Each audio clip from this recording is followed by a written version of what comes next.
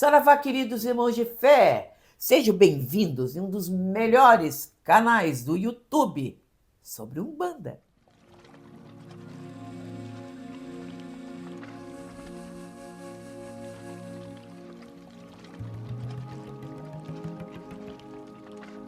Hoje o assunto pode parecer indigesto para muita gente, hoje o assunto pode parecer até sem propósito para outros, mas foi sugerido de forma muito inteligente por um dos nossos seguidores, que pergunta: o que fazer diante do falecimento de um sacerdote de Umbanda?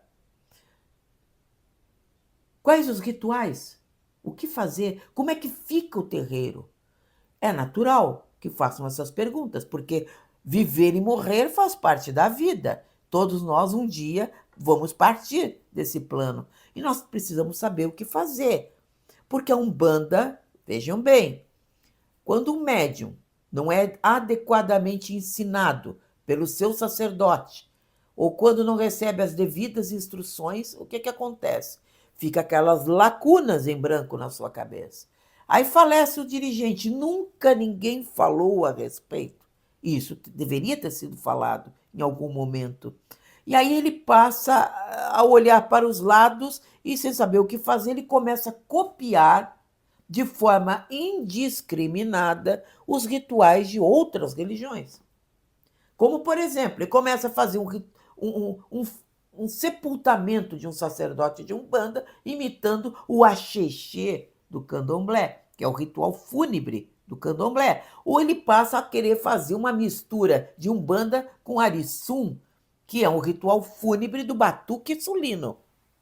Por quê? Porque ele faz o batuque junto, faz Umbanda junto, aí não sabe o que fazer, mistura os rituais porque acha bonito tal coisa, acha bonita aquela outra, e faz uma salada de fruta que não tem nada a ver com a nossa Umbanda. Por isso que nós estamos aqui hoje explicando para você a diferença de uma coisa e de outra e por que algumas coisas não são válidas, porque não tem nenhum motivo de ser, e que outras são indispensáveis. Uma das primeiras perguntas que nós fazemos é: o seu dirigente que faleceu, ele era o fundador do terreiro ou ele é o sucessor? Sim, porque tem diferença entre o ritual e tudo que vai acontecer depois de um fundador, aquele que tirou do zero um terreiro, e daquele que o sucedeu, que é aquele que já pega o terreiro andando. O que ele faz? Há uma grande diferença entre sepultar um dirigente fundador e um dirigente sucessor. São coisas que nós precisamos conversar dentro da Umbanda e que nós aprendemos muito bem. Bom, a primeira coisa que nós precisamos conversar é entender o que significa a morte para um umbandista. Porque nós temos que entender que o candomblé tem uma ideia de morte e que o batuque sulino tem uma ideia de morte diferente. Que o que acontece depois da morte para o candomblé é uma coisa, para o batuque é outra e para a Umbanda é outra. São três religiões diferentes, com teologias diferentes, e que nós precisamos encarar isso de frente. O que a Umbanda pensa sobre a morte? A morte para nós é apenas uma passagem. É como você atravessar uma porta. Você está num ambiente aqui, você passa pela porta e vai para outro ambiente. Nós continuamos vivos, pensando do mesmo modo, sentindo as coisas do mesmo modo. Quando nós desencarnamos, nós morremos, nós não nos dissolvemos na ideia panteísta que tem muitas religiões. O próprio budismo tem isso. O que é? Quando você morre, você se dissolve, que nem um açúcar na água. Você volta à origem de todas as coisas. Você entra para a massa original, você se transforma quase numa divindade. Ou seja, você faz parte do corpo de Deus. Você volta para o oceano primordial. Ou seja, você era um rio, você era uma poça d'água e você volta naturalmente, pela lei da própria física, você volta para o oceano primordial. Não é assim que a Umbanda pensa. Por quê? Porque nós lidamos com espiritualidade.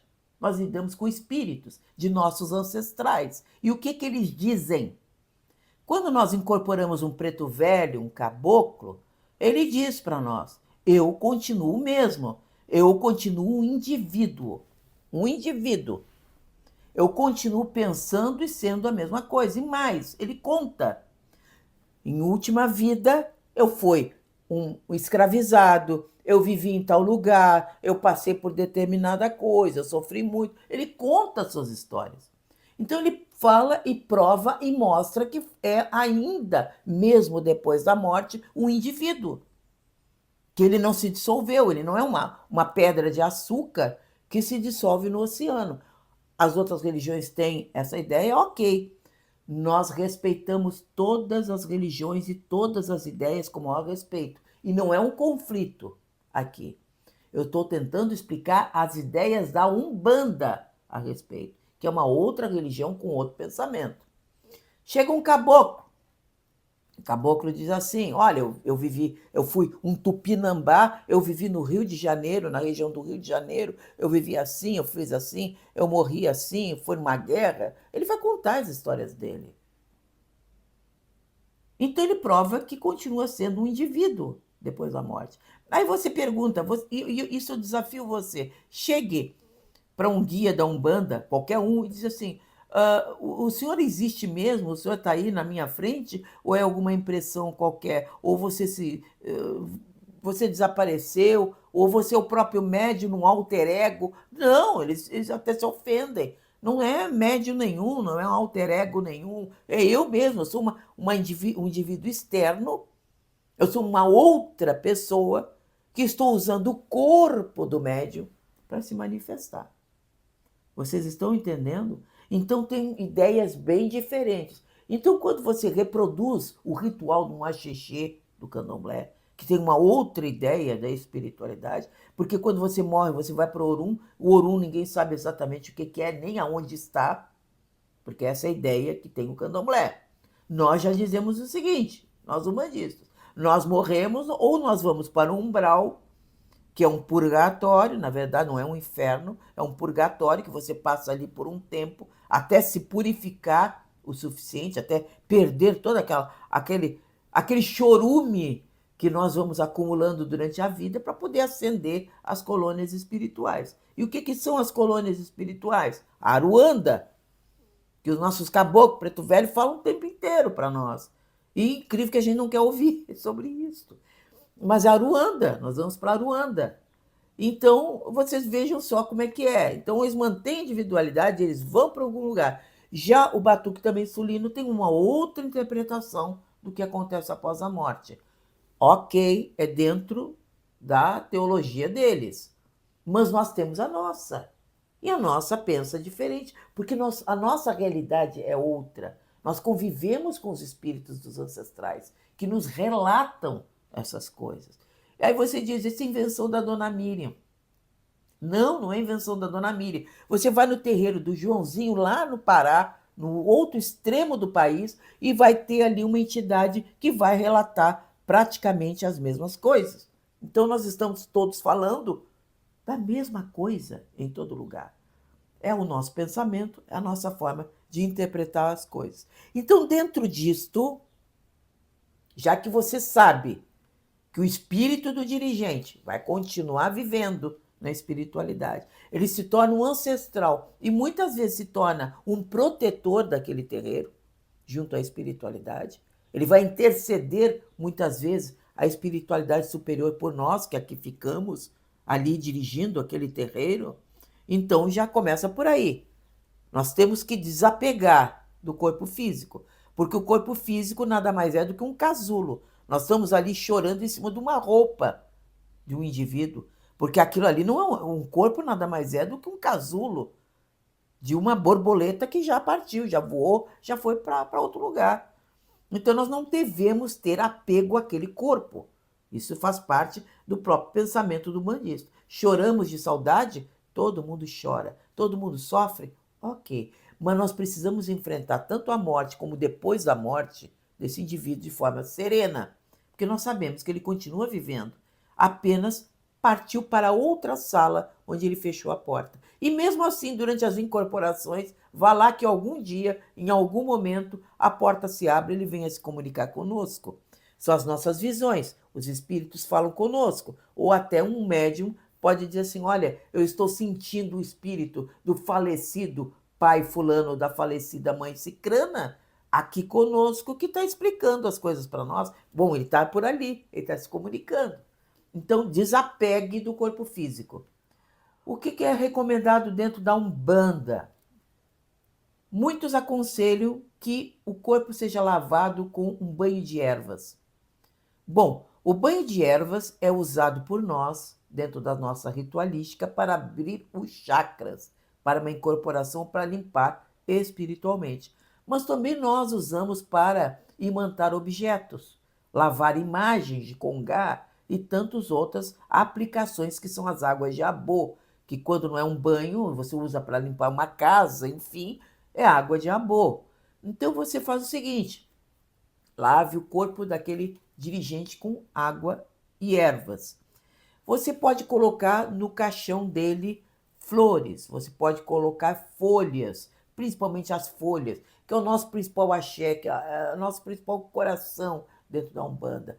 Preencha com bastante folhas, com bastante flores, o que você tiver vai estar muito bem. Vista-o de branco, com o uniforme que ele usava, que ele lutou por toda a vida para ter. Recomendamos que o faça. Naturalmente, se a família não quiser, nós não podemos contrariar. Mas seria muito bonito ele ser enterrado com o seu uniforme, que ele lutou uma vida inteira, batalhou uma vida inteira por sua fé. As guias do pescoço, os colares imantados dos seus guias. Você sabe que cada colar imantado pertence às entidades daquele dirigente. Não necessariamente outro dirigente terá as mesmas entidades. Ou às vezes aquela entidade só fica no espiritual e não incorpora mais. Mas é de bom tom,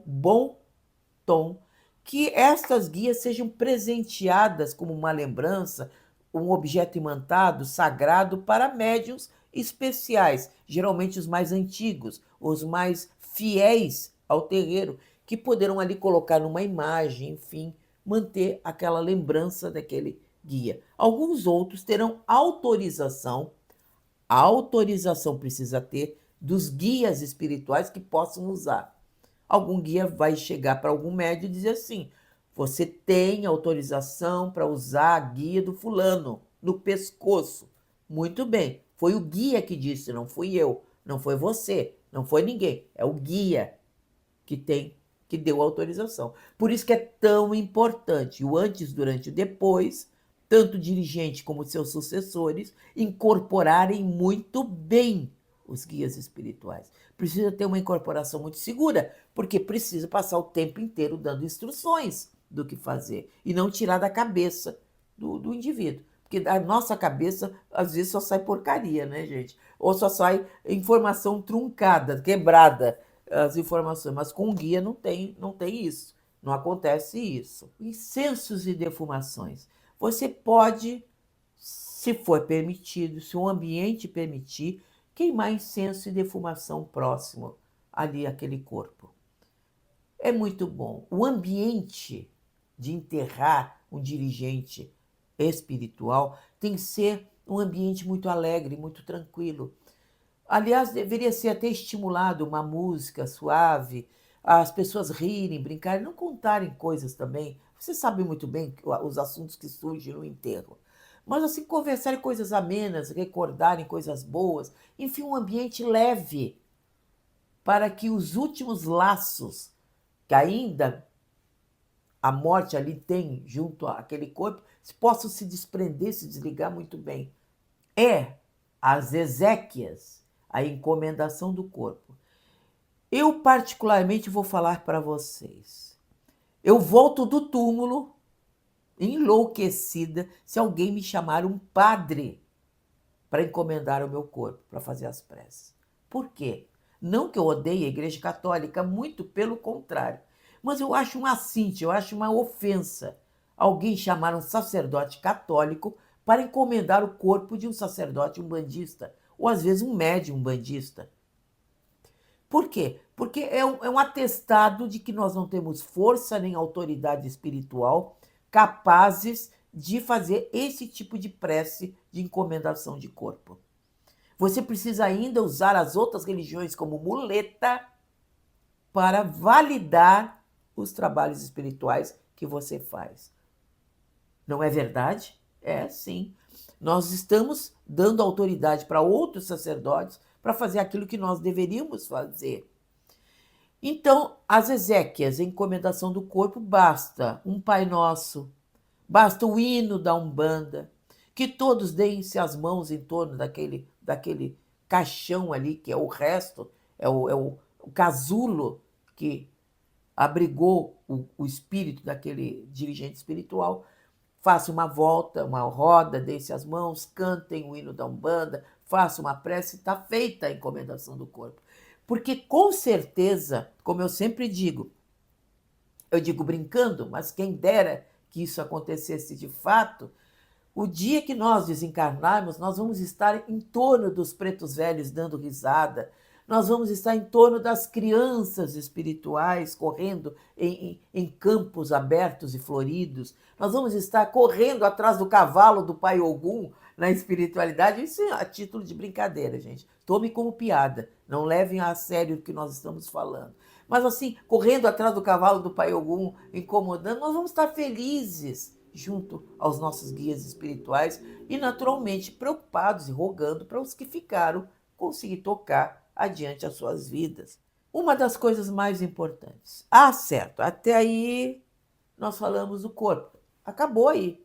É assim que acaba o enterro do dirigente. Mas o que acontece depois? O que acontece com o terreiro? O que acontece com o dirigente? E os Exus que tinha lá na tronqueira do dirigente? Vai ser feita uma gira logo após o falecimento desse dirigente. O terreiro fica fechado por algum tempo, é natural, até todo mundo se recuperar. E imediatamente, tem que ser lavada a cabeça desses médiuns. Tem que ser retirada a mão do dirigente espiritual que tinha sobre esses médiuns. Como é que a gente lava? Todo mundo sabe lavar uma cabeça para tirar a mão. Ou não sabe? Bom, eu não vou ensinar aqui, porque eu não tenho autorização para ensinar trabalhos. Mas todo mundo sabe lavar uma cabeça para tirar a mão de um dirigente espiritual. Ok? Aí é tirada a mão daquele dirigente espiritual e é feito imediatamente um amaci novo, pelo novo dirigente ou pelo médium mais antigo, ou, se ninguém quiser suceder, vamos dizer assim, que ninguém queira suceder aquele dirigente, que seja chamado um dirigente amigo, de igual fundamento daquela casa ou mais próximo possível, porque os médiuns vão passar para a mão daquele dirigente novo ali. De qualquer modo, nenhum médium pode ficar, como nós chamamos, a descoberto, ou seja, a Deus dará depois que é feito um amaci e depois que um dirigente falece, ou até quando um dirigente não quer mais tocar o trabalho religioso, enfim. Um médium não pode ficar sem amaci por tempo indeterminado. O médium não pode ficar com a cabeça ainda ligada às energias daquele dirigente, porque na verdade, à medida que ele falece, os laços que o prendiam, que os laços do amaci é quebrado, e ele fica totalmente sem proteção espiritual, o médium. Aquele tipo de proteção espiritual que o amaci dá. Não estou falando outro tipo de proteção espiritual, porque muitos vão chegar para mim dizendo assim, mas eu tenho meus guias que seguram tudo. Você tem seus guias, eles seguram muita coisa, mas o amaci eles não vão segurar, não. O amaci você vai ter que fazer, depois de um determinado tempo, porque aquilo vai vencendo. E quem sabe, quem faz um bom amaci, sabe que depois que passa o tempo regulamentar de fazer um novo, começa a haver um enfraquecimento da cabeça. Quem já não sentiu o enfraquecimento da cabeça? Os problemas de memória, a cabeça começa a você dormir mal, começa a acontecer uma série de coisas, porque você sente um cansaço completo que vai desde a mente ao corpo físico, pela falta do amaci. Aí você tem que fazer o amaci imediatamente com o novo dirigente. Os Exus daquele dirigente que faleceu, que foi o fundador, quando é o fundador daquele terreiro, aqueles Exus ali foram plantados, como a gente diz. As energias daqueles Exus estão ali e não sairão jamais. Aquele terreiro ali foi fundado sob a direção espiritual daquele e daquela pombagira, daquele Exu e daquela pombagira, sempre um casal. Aquele Exu e aquela pombagira, eles deverão ser cultuados a partir de então. Então, quando o novo sacerdote colocar ali as suas imagens imantadas, fazer o ritual típico daquele terreiro de imantação e de firmação daquela energia dos novos Exus ali, aqueles antigos precisam ser cultuados junto, assim, pelo tempo indeterminado, enquanto o terreiro existir. Então não dá para pegar as imagens ou fazer qualquer coisa. Ah, morreu, eu quebro e jogo no meio do mato. Não é assim. Você precisa realmente continuar cultuando, alimentando aqueles Exus, se você quer continuar com aquele terreiro. E os novos Exus entram ali também. Então haverá 2 Exus, 2 pombagiras a partir de então. Vocês entendem a diferença? Aí, se for um sucessor, aí sim, esse sucessor, que já não é o fundador, porque não foi implantado aquela tronqueira com aquelas energias desde o zero ali, aí sim, essas imagens vão ser despachadas. E vai ser quebrados os laços que os prendem ali naquele terreiro. Cada terreiro deve também saber como é que você despacha os Exus. Eu espero que o dirigente espiritual saiba. E eu não posso ensinar aqui. Não tenho autorização para ensinar como fazer. Eu tenho que ensinar para vocês o que fazer. E aí vocês, dentro das casas de vocês, vão perguntar, vão se orientar, vão, enfim, falar com os guias como é que é o procedimento, se vocês não sabem. Mas procurar com humildade, sim, os mais antigos, aqueles que sabem e que vão orientar você. Porque muita gente diz assim, ah, não pode isso, não pode aquilo. Baseado em quê? Você aprendeu?